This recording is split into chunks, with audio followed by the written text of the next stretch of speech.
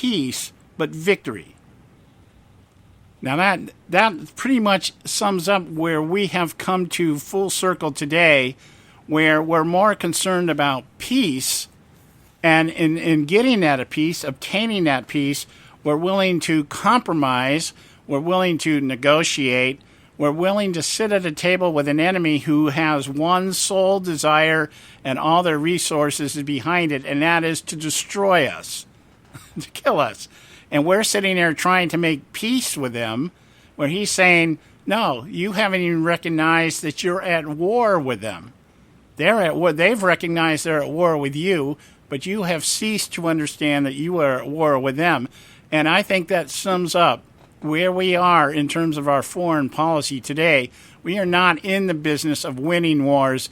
We're in the business of compromising in the hopes of bringing peace. Now, what do you think of that? Man, that is spot on. But it's sad, but it's totally true, because through indoctrination in our government schools, we've been taught to believe that the United States is wrong somehow, some way. We've been taught that the other side has a better point or has a valid point, no matter what they do, no matter how atrocious they are, such as ISIS. Most of your average American school students today feel that they have a valid point and don't even look at them as barbarians, but have their fingers pointed at their own country. When you corrode your country from within through the government system, government school system, such as has been done in America, you are unable. You are you're not even in a position mentally or spiritually to defend yourself. You don't have the concept any longer. That concept is almost dead in this country, and that is why you have the ability of the progressives to bring forth of Obama and have him elected an enemy from within, a man who hates this country literally. And yet the American people, because of indoctrination, and part of it is what you just read out, John, because of all of this indoctrination, that is why Americans now look at victory going for the throat of the enemy as evil. I mean, I cannot tell you the number of times I've gotten into conversations with individuals who will just lash out with, now they'll be ready to tear my head off and go to Nutsville on me, because I might say something as simple in our discussion, well, the United States really needs to go back and renew their nuclear armaments. They need to check them out, and we need to really rebuild our military because we have to protect our nation. We have to protect our national interest. And that was quickly interpreted by this individual as looking for world dominance, looking for a country that wants to be evil throughout the world, and just be, and that's why the Muslims are doing what they're doing. That it's the United States that created ISIS. We're the evil dogs in the world. Those people are pissed off at us. They've got a right to do what they're doing. And so when people have gone to Nutsville like that, sometimes, unless I have a lot of energy or something, I just scratch my head and walk away, because their numbers are so massive. I'm talking about your average college graduate thinks that way. Your average high school student thinks that way. Mm-hmm. And trust me, please don't ask me to give you proof as to why I know the average high school student feels that way. But it's embarrassing. It is something that is dangerous. Ronald Reagan understood that you have peace through strength. If you truly are interested in peace, you have to understand that just like in the natural world here in some neighborhoods, those that are stronger, no one bothers with them. The same thing in the world at large. As long as those who want to perpetuate evil and those who want to take over you, if anyone has ever taken the time to read the Quran, for example, they are taught. Every dedicated Muslim in the world, including those that are called moderates, which is a misnomer, they are waiting for the day that they get their orders to do whatever they want to do here in the United States. They're just waiting to get a certain number of them, and they're going to try to go to Nutsville. hopefully, in the next election, we'll be able to get an American-loving president that will do some things. But if you look at the situation today, we are, as Americans, Christians, sit up here and elect our enemies. That's how misunderstanding Americans are of history. That's how misunderstanding Americans are of the concept of peace, war, maintaining your own nation. They have no logical concepts, and that is why you have America demilitarizing while at the same time China is building, Russia is building. Mm-hmm. They're building up the little banana republics below us in South America, Venezuela, and Argentina, and other nations. You've got Cuba, as Jesse Jackson would say it. They're going to start militarizing again as soon as our tourist dollars start flooding over there. Mm-hmm. And it's all around us. Only even Teddy Roosevelt, the progressive Teddy Roosevelt, understood it. He didn't hate America. He just was a progressive, and he said, "You have to speak softly, but carry a big stick." If you remember, during his administration, he started a rapid shipbuilding enterprise, and they had American ships going all over the world, patrolling the entire world, and they painted them white, and that was a show of growing American prominence and power. They didn't go around the world bullying people. They didn't do things to other countries like the Arabs and Russians do today. But we were to let the world know, if you screw with us, you're going to have a bad day. You're going to have a headache that you may not recover from. Yeah. And the world was more stable with a strong United States. But now, every time we got weak, if you remember the Second World War, the Germans and everyone got very confident. We were very anti-militaristic going into the Second World War. Germany had every reason to believe that they could conquer the world, because unlike our first encounter with the Kaisers, and we spanked their behinds, by the 30s, man, we became almost like, I won't say isolationists, because, the liberals like to say, well, you're just an isolationist if you want to build up your defenses and things like that, and you look out for your own interests. But they were anti-war. And it took a lot for America to be dragged into the Second World War. I believe it wasn't for Pearl Harbor being smacked around, America could have been hit on one of our shores by the German submarines.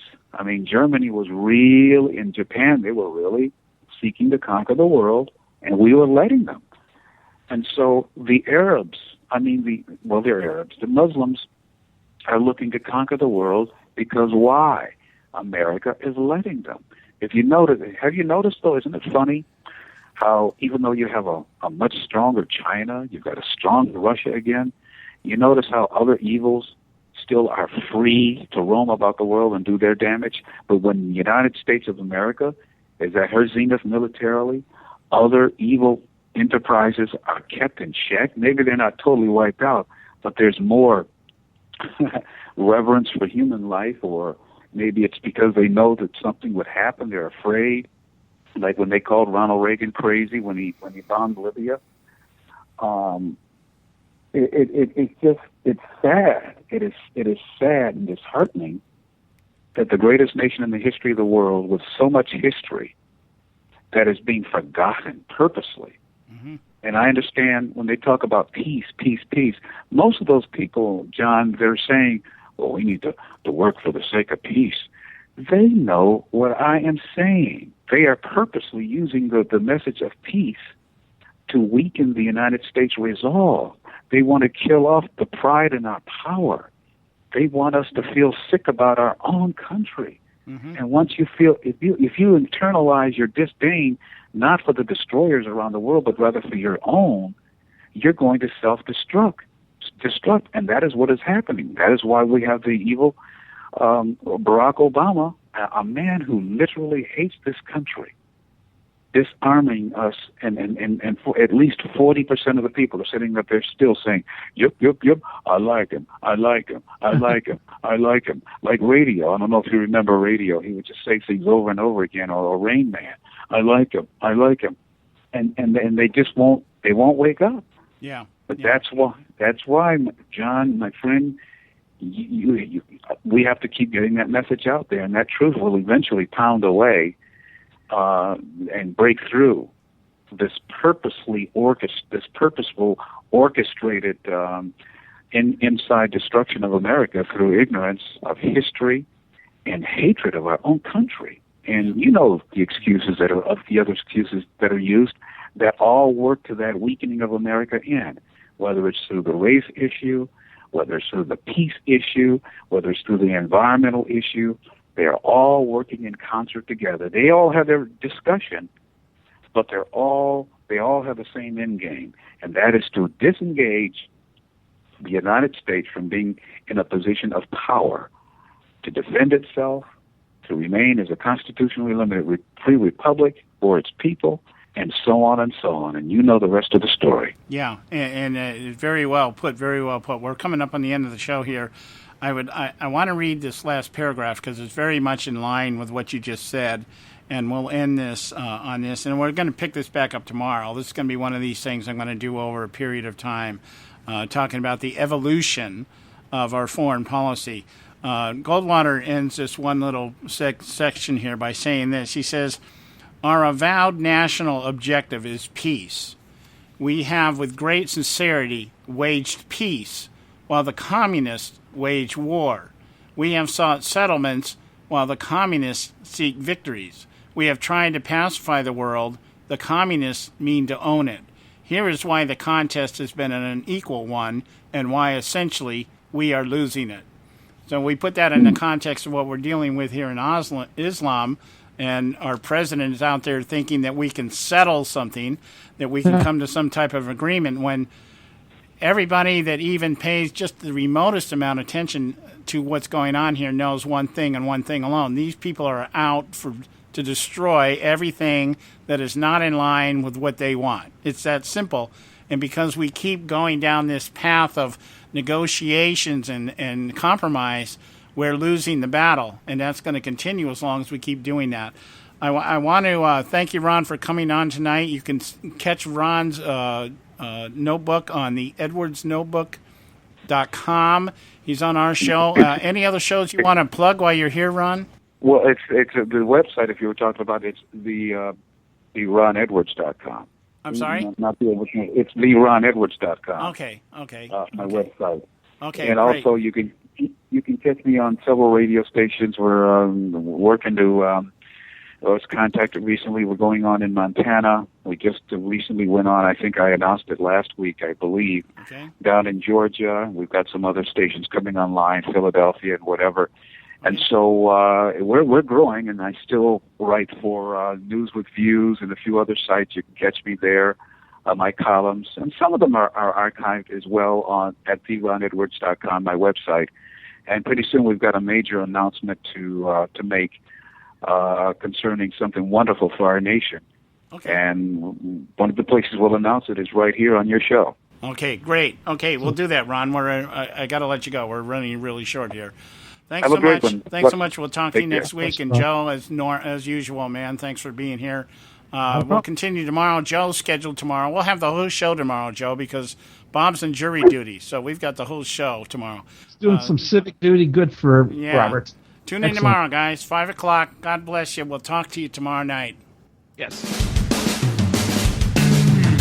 Thanks for tuning in to this edition of the Conservative Syndicate, the globally syndicated, politically incorrect talk show that seeks to tear down the imaginary wall of separation between church and state. We want to make you aware you can find and access all of our show archives at our website, theconservativesyndicate.net, as well as our broadcast stations and times.